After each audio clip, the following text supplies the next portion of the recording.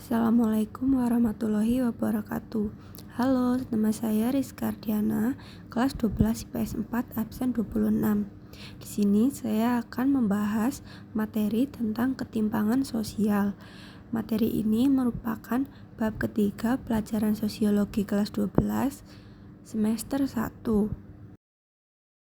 Langsung saja kita masuk pada peta konsep. Di sini kita akan membahas 1. Ketimpangan sosial dalam masyarakat, meliputi pengertian dari berbagai ahli dan juga faktor penyebab ketimpangan sosial, yaitu meliputi faktor internal dan juga eksternal. Yang kedua, bentuk ketimpangan sosial, meliputi ketimpangan sosial ekonomi yang ada beberapa jenisnya dan juga ketimpangan sosial ekonomi. Yang ketiga, dampak ketimpangan sosial. Dampak negatifnya diskriminasi sosial, cemburuan sosial, monopoli, dan juga konflik sosial. Kita juga akan membahas sedikit tentang dampak positifnya.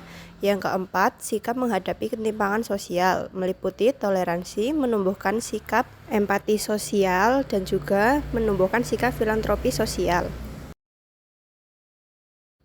Yang pertama, ketimpangan sosial dalam masyarakat. Ketimpangan sosial identik dengan perbedaan mencolok antara satu keadaan dan keadaan lain, tapi tidak semua perbedaan dapat dikategorikan sebagai ketimpangan sosial. Terdapat batasan tertentu untuk menyebutkan bahwa itu ketimpangan sosial atau bukan.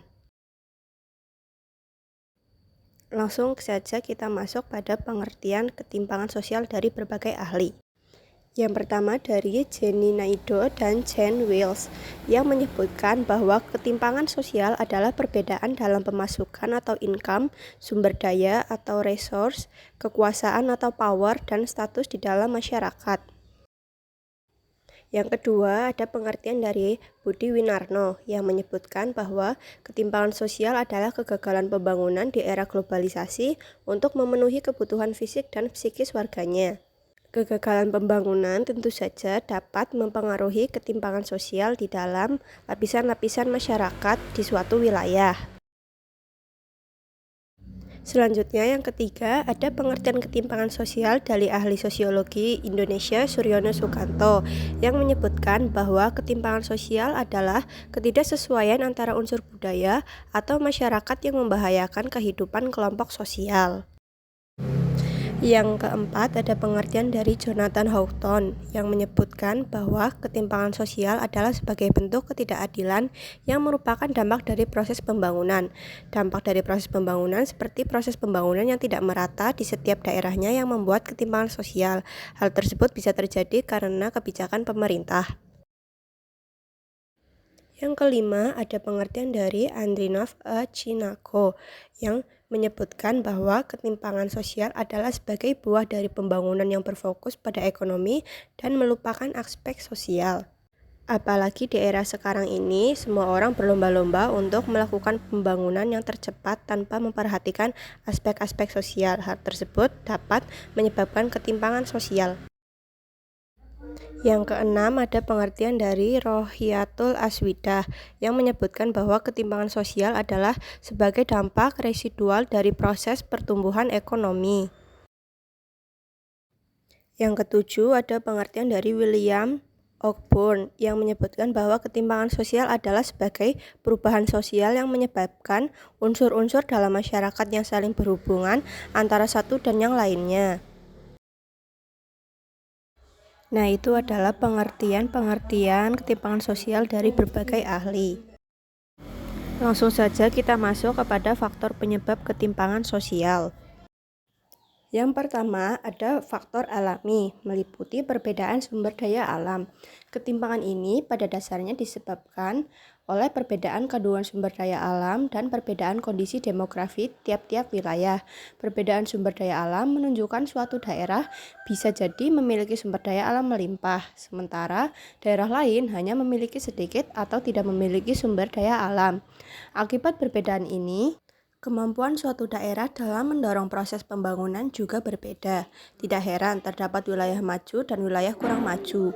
Sumber daya alam mutlak diperlukan untuk menunjang kebutuhan manusia. Sayangnya, keberadaan sumber daya alam tidak tersebar merata. Ada daerah yang mempunyai sumber daya alam potensial, tingkat kesuburan tanah tinggi, kandungan minyak bumi, batu bara, dan gas melimpah. Ada pula daerah yang kandungan sumber daya alamnya tidak potensial, yang jelas dapat memengaruhi kehidupan ekonomi masyarakat yang tinggal di sekitarnya. Masih di faktor alami, yaitu yang kedua, letak dan kondisi geografis. Kemampuan manusia mengelola daerah sesuai kondisi geografis mempengaruhi perkembangan daerah tersebut. Ada daerah yang berkembang menjadi kota, ada pula daerah yang berkembang menjadi desa. Jadi, dapat dikatakan setiap daerah yang berpenghuni akan berproses menyesuaikan dengan kondisi geografis daerah tersebut. Sayangnya, keadaan sumber daya alam tidak tersebar secara merata.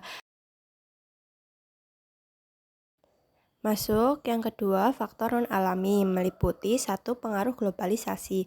Masyarakat yang mampu menyikapi globalisasi secara tepat akan merasakan manfaat globalisasi dan mencapai kemajuan. Sebaliknya, masyarakat yang tidak mampu memanfaatkan globalisasi secara tepat tidak akan mampu mengambil kesempatan yang ditawarkan globalisasi, bahkan akan mengalami ketertinggalan. Selain pertukaran informasi dan budaya, globalisasi dapat menyebabkan suatu negara tidak bisa melepaskan diri dari negara lain. Dengan kata lain, terdapat hubungan ketergantungan antara negara. Contohnya, ketergantungan negara berkembang kepada negara maju. Hal tersebut menyebabkan ketimpangan sosial internasional. Faktor non-alami yang kedua adalah kebijakan-kebijakan pemerintah. Program transmigrasi dapat mendorong peningkatan kondisi ekonomi para transmigran. Akan tetapi program ini juga berdampak bagi penduduk asli daerah transmigrasi.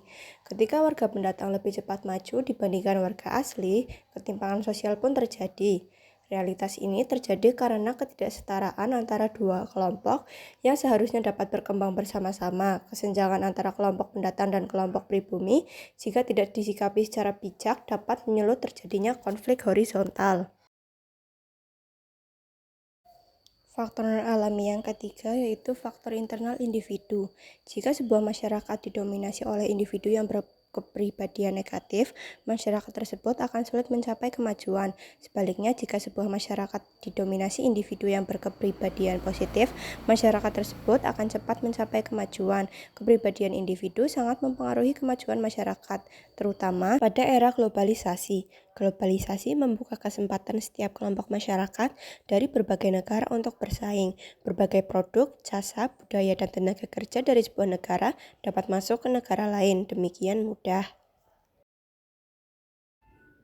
Faktor non-alami yang keempat yaitu perbedaan kondisi demografis. Produktivitas kerja masyarakat pada tiap-tiap daerah berbeda. Sebagai contoh, daerah yang mayoritas penduduknya berpendidikan cenderung memiliki produktivitas kerja yang lebih tinggi. Akibatnya terjadi peningkatan investasi. Selain itu, kualitas penduduk yang tinggi akan meningkatkan penyediaan lapangan kerja dan pertumbuhan ekonomi. Sebaliknya, jika suatu daerah hanya memiliki sedikit angkatan kerja yang berpendidikan, tingkat kesejahteraan daerah tersebut relatif rendah. Nah, itu tadi adalah penjelasan tentang pengertian dan juga faktor penyebab ketimpangan sosial. Lalu, apa saja bentuk-bentuk ketimpangan sosial pada masyarakat kita? Berikut penjelasan tentang bentuk-bentuk ketimpangan sosial. Bentuk ketimpangan sosial. Berbagai bentuk ketimpangan sosial dapat terjadi di setiap negara, baik negara maju, negara berkembang, maupun negara miskin. Hanya saja kondisi yang membedakan antara tiap-tiap negara adalah sedikit banyaknya masalah ketimpangan sosial terjadi. Mengingat ketimpangan sosial tidak dapat dihilangkan, tetapi bisa dikurangi. Berikut bentuk-bentuk ketimpangan sosial. 1. Ketimpangan sosial ekonomi meliputi 1. Ketimpangan sosial antara kelompok masyarakat kaya dan masyarakat miskin. Globalisasi tidak benar-benar mampu menyelesaikan masalah kemiskinan karena industri kecil kalah bersaing dengan industri besar milik negara maju. Akibatnya, perputaran modal hanya terjadi dalam masyarakat kaya, sementara rakyat kecil tidak mendapatkan keuntungan. Dengan demikian, keberhasilan globalisasi belum mampu menciptakan pemerataan ekonomi dalam masyarakat. Kondisi tersebut menyebabkan ketimpangan sosial antara kelompok masyarakat kaya dan masyarakat miskin semakin meningkat. 2. Ketimpangan antara pemilik modal dan buruh. Melimpahnya tenaga kerja yang tidak diimbangi banyaknya lapangan pekerjaan dan keterampilan yang memadai menyebabkan daya tawar tenaga kerja menjadi murah. Artinya, masyarakat tidak memiliki sesuatu yang menyebabkan mereka ditawar dengan upah tinggi oleh suatu perusahaan. Kurangnya diperhatikan upah buruh berpengaruh pada ketimpangan dalam masyarakat. Meskipun buruh mendapat upah dan kadang harus bekerja lembur untuk memenuhi target produksi, kecilnya upah yang diterima sulit meningkatkan taraf hidup mereka. 3. Ketimpangan pembangunan yang dipengaruhi kebijakan pemerintah. Proses pembangunan yang belum merata dan hanya berpusat di daerah tertentu dapat disebut ketimpangan pembangunan. Proses pembangunan di setiap daerah juga berbeda-beda. Akibatnya muncul sebutan wilayah maju atau development region dan wilayah tertinggal atau underdevelopment region.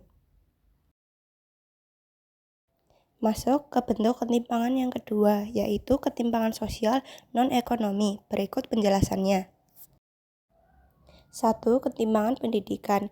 Globalisasi memang berdampak positif bagi pendidikan, akan tetapi tingkat pendidikan berkualitas seharusnya berbanding lurus dengan peningkatan sarana dan prasarana yang tersedia, mengingat terjadinya ketidakmerataan proses pembangunan dan tidak meratanya distribusi ekonomi di setiap daerah. Kondisi tersebut juga dapat mengakibatkan masalah ketimpangan sosial bidang pendidikan.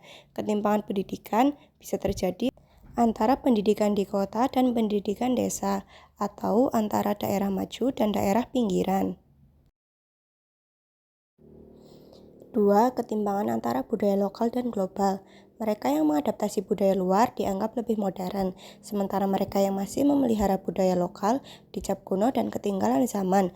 Dalam hal ini, budaya modern lebih digemari dan budaya lokal menjadi tertinggal atau kurang peminatnya. Upaya pelestarian budaya lokal yang menjadi identitas dan jati diri bangsa Indonesia diperlukan. Lunturnya rasa cinta pada budaya bangsa dapat mendorong pihak lain mengklaim atau mengakui beberapa budaya asli Indonesia sebagai budaya mereka. Nah, tadi adalah penjelasan tentang bentuk-bentuk ketimpangan sosial. Sekarang langsung saja kita masuk kepada penjelasan dampak-dampak ketimpangan sosial. Dampak ketimpangan sosial. Terjadinya ketimpangan sosial pasti menimbulkan berbagai akibat dalam masyarakat yang mengalaminya. Berbagai akibat ini sebenarnya dapat dijadikan sebagai indikator tingkat ketimpangan di suatu daerah. Yang pertama yaitu ada dampak positif. Berikut penjelasannya. 1. Mendorong wilayah lain yang kurang maju untuk dapat bersaing. Ketertinggalan membuat suatu wilayah ingin lebih maju untuk menyaingi wilayah lain. Yang kedua, meningkatkan pertumbuhan untuk kesejahteraan rakyat. Ketimpangan yang semakin buruk menjadi lebih mendapat perhatian agar segera diatasi dan ditingkatkan pertumbuhan daerahnya. 3. Pembagian kerja lebih merata. 4. Mendorong inovasi dan kreativitas agar wilayah menjadi lebih maju dan tidak tertinggal. Yang kedua yaitu dampak negatif dari ketimpangan sosial. Berikut penjelasannya. 1. Diskriminasi sosial. Diskriminasi dapat diartikan bentuk perlakuan tidak adil yang diterima seseorang atau sekelompok masyarakat dibandingkan kelompok masyarakat lain. Diskriminasi tidak hanya terjadi karena perbedaan ras, agama, ataupun suku bangsa, tetapi juga akibat ketimpangan sosial. Adanya faktor yang tidak seimbang dalam masyarakat menghasilkan kelas-kelas sosial, baik disengaja maupun tidak disengaja. Sifat setiap kelas tersebut berjenjang, tetapi masih dapat melakukan interaksi sosial. Diskriminasi dapat muncul ketika terdapat pembedaan perlakuan tiap kelas. Perbedaan ini biasanya terletak pada pelayanan, perlakuan, serta pemberian hak akses. 2. Kecemburuan sosial, yaitu sikap yang kurang senang dari suatu kelas sosial karena adanya perbedaan-perbedaan dalam kehidupan bermasyarakat. Kecemburuan sosial dapat muncul melalui dua sisi kemungkinan. Pertama, melalui prasangka, yaitu sikap, biasanya negatif, yang ditunjukkan kepada anggota-anggota kelompok lain berdasarkan keanggotaannya dalam kelompok. Kedua, akibat perlakuan yang diterima oleh kelompok masyarakat yang dibeda-bedakan atau terjadi pembedaan terhadap kelompok masyarakat lain ketika mengakses sesuatu. 3. Monopoli. Apa hubungan antara ketimpangan sosial dan permainan monopoli? Pada dasarnya, permainan monopoli menciptakan dua golongan, yaitu golongan atas dan golongan bawah. Dalam pembahasan ilmu sosiologi psikoneal, kondisi ini disebut kelompok subaltern dan kelompok elit. Kelompok subaltern merupakan kelompok masyarakat yang menjadi objek penguasaan atau kelompok yang terpinggirkan dan tertindas. Sementara itu, kelompok elit adalah kelompok masyarakat yang menjadi subjek dalam penguasaan, dominasi, atau berkuasa. Jika dikaitkan dengan ketimpangan sosial, kelompok subaltern itu seperti buruh, masyarakat miskin, petani, dan pelaku budaya lokal Indonesia yang tersisih. Adapun kelompok elit, misalnya pemilik perusahaan, orang-orang kaya, pemerintah, dan budaya dari luar negeri. 4. Konflik sosial. Konflik yang terjadi akibat ketimpangan sosial dapat dibedakan menjadi dua, yaitu konflik laten dan manifest. Konflik laten merupakan konflik yang tidak terkait, misalnya ketimpangan yang terjadi antara buruh dan pemilik perusahaan. Upah yang diterima pekerja menimbulkan kecemburuan sosial, kekecewaan, sentimen, dan bukatif pada karyawan terhadap perusahaan. Kondisi inilah yang disebut konflik laten. Adapun konflik manifest secara etimologi dapat dipahami sebagai konflik yang tampak berwujud dan berpengaruh besar terhadap masyarakat luas. Konflik manifest seperti terjadinya kekerasan, perang, kerusakan, bentrok, dan lain-lain. Konflik manifest merupakan perkembangan dari konflik laten yang menjadi gejala. Apabila dalam masyarakat terjadi konflik laten, hanya perlu pemicu untuk meledak menjadi konflik manifest. Lalu bagaimana kita menghadapi ketimpangan sosial di masyarakat yang ada di sekitar kita? Nah, sekarang kita akan masuk untuk membahas sikap kita menghadapi ketimpangan sosial. Sikap untuk menghadapi ketimpangan sosial. Sikap kritis dapat membantu kita menyikapi perbedaan. Selain itu, sikap kritis dapat meminimalkan terjadinya dampak yang tidak diharapkan. Sikap kritis dapat diartikan sebagai sikap yang tidak biasa dalam menghadapi informasi yang didapatkan, idealis, peka, dan berani menyatakan kebenaran meskipun itu sulit. Yang pertama yaitu toleransi dan menghargai perbedaan yang ada di sekitar kita. Toleransi sangatlah penting untuk menjaga agar ketimpangan sosial tidak terjadi dan tidak menimbulkan dampak-dampak yang serius. Yang kedua, menumbuhkan sikap empati sosial kepada masyarakat di sekitar kita. Yang ketiga, menumbuhkan filantropi sosial. Filantropi sosial adalah kemurahan hati atau kedermawanan seseorang atau kelompok sosial. Yang keempat, menjaga komunikasi sosial. Semua masalah dapat diselesaikan dengan komunikasi yang baik. Yang kelima, menghilangkan sikap diskriminasi. Kita dapat melakukan upaya-upaya tersebut di lingkungan masyarakat kita, dan juga kita dapat mengajak orang-orang untuk ikut menerapkan sikap-sikap yang sudah kita jabarkan di atas tadi. Sekian penjelasan materi tentang ketimpangan sosial dari saya. Bila ada kurang atau salah kata, saya mohon maaf. Terima kasih. Wassalamualaikum warahmatullahi wabarakatuh.